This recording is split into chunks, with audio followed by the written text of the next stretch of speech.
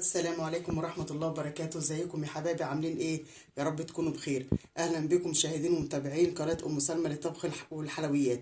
لو انتوا اول مرة تتفرجوا على الفيديو يا ريت ما تنسوش تعملوا له اشتراك في القناة وتفعلوا زر الجرس ليصلكم كل جديد. النهاردة انا هعمل الكبدة الاسكندراني بطريقة حلوة وبسيطة متاخدش وقت.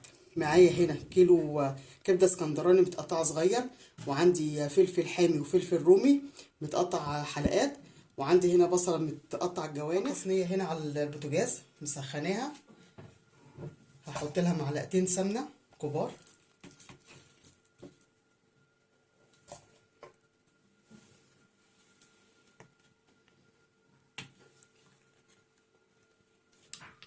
هحط عليهم معلقتين كبار زيت. هعلي البوتاجاز عليهم،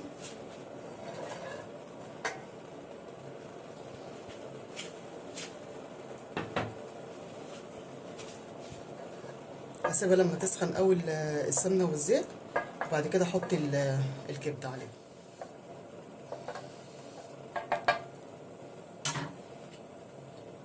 هنزل هنا بالكبده، ولازم السمنه تعمل الصوت ده. هسويها بس كده، مش هقلب عشان التقليب ده ما يخليهاش تجيب ميتها.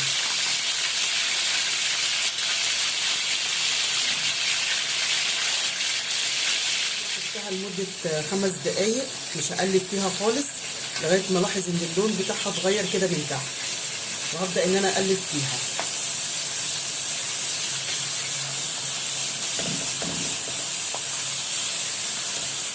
البصل انا مخرطة بصلتين كبار، هحطهم وهقلب. انا حطيت عليها فلفل اسمر يا جماعة عشان خاطر بس ايه الزفارة.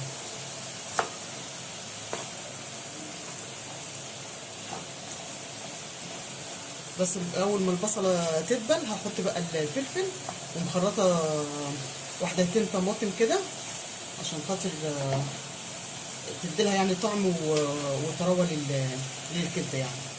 احط بقى هنا الفلفل، ادي البصل دبل معايا كده، احط الفلفل وافضل برضو اقلب.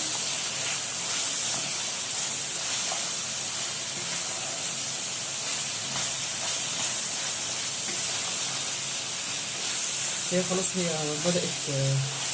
بدأت تستوي.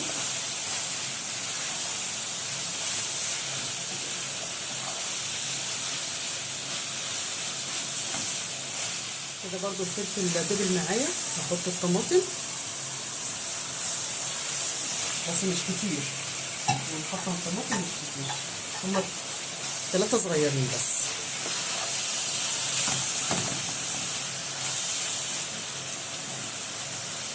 هحط بقى عندي هنا نص معلقه شطه، نص معلقه فلفل اسمر، ونص كمون، ونص او اقل كمان من نص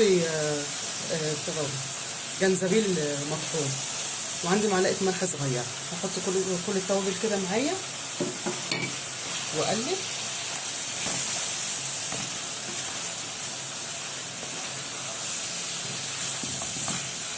هعمل بقى كده حفره كده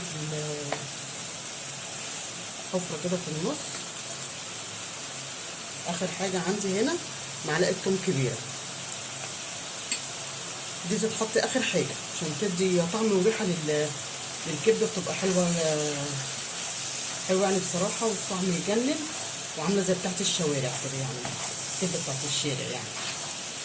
وبالهنا والشفا. متنسوش بقى تكتبوا لي في التعليقات لو الوصفه عجبتكم، وتشتركوا في القناه وتفعلوا زر الجرس ليصلكم كل جديد.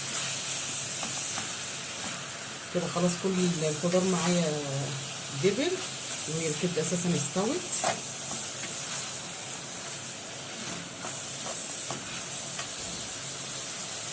هطفي بقى عليها وهقدمها. ادي الكبده معايا اهي بعد ما غرفتها في الطبق. بالهنا والشفا، وما تنسوش تجربوا الوصفه وتعملوا لي اشتراك في القناه وتفعلوا زر الجرس ليصلكم كل جديد من قناه ام سلمى للطبخ والحلويات. والسلام عليكم ورحمه الله وبركاته.